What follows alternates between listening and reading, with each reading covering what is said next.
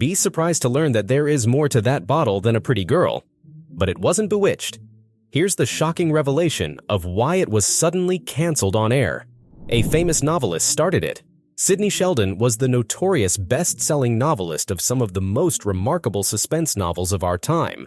Some of them are 1973, The Other Side of Midnight, 1980, Rage of Angels, 1982, Master of the Game, and 2004, Are You Afraid of the Dark?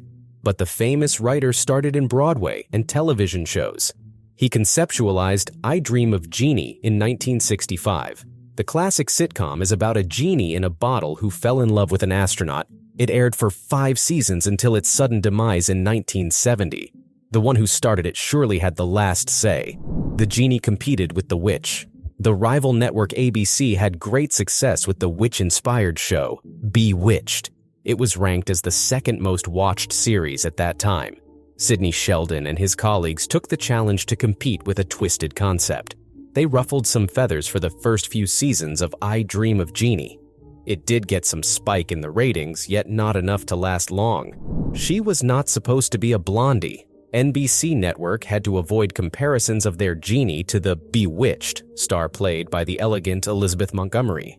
Sidney Sheldon was desperate to find the right gal in a lineup of pretty brunettes who auditioned for the role. Sadly, he didn't get her. So he called Barbara Eden, who appeared in the fantasy film The Brass Bottle. That movie was the inspiration for the sitcom's concept. The actress nailed it right. She wore a very noticeable costume, which was considered daring back then. She also got to wear a brunette wig for the twin sister. Larry Hagman had bottled secrets to tell. The classic actor was also a producer and director of his time. He was known for his role as the cruel Baron J.R. Ewing in the show, Dallas. Then he took on the role of an astronaut captain turned major named Anthony Nelson in I Dream of Jeannie. Despite his achievements in the industry, the guy often got too high.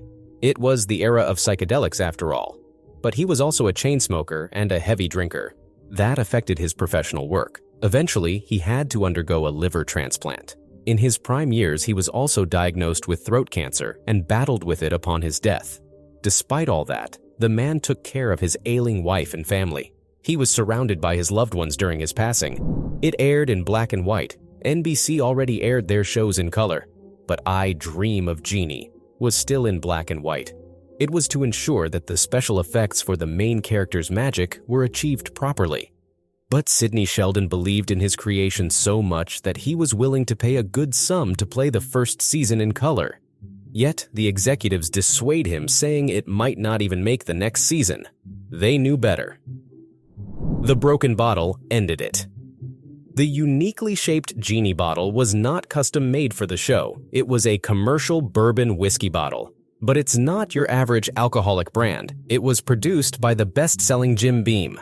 The misty greenish color with gold leaf pattern was then replaced with a purple design when it was finally aired in color. But several genie bottles were made for different scenes. Some broke because of the smoke effect.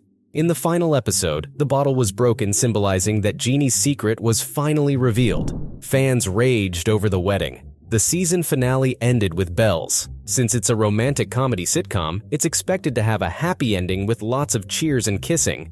Yet, many fans didn't like the idea that a genie got married, and she had a captioned photo. Wasn't it supposed to be the surprise magic? Once the genie gets married, the magic ends. So, Sidney Sheldon revealed that in the final year of the show, he wanted to start writing novels. The creator still made other television scripts, yet it was a beginning of a new chapter for his newfound career.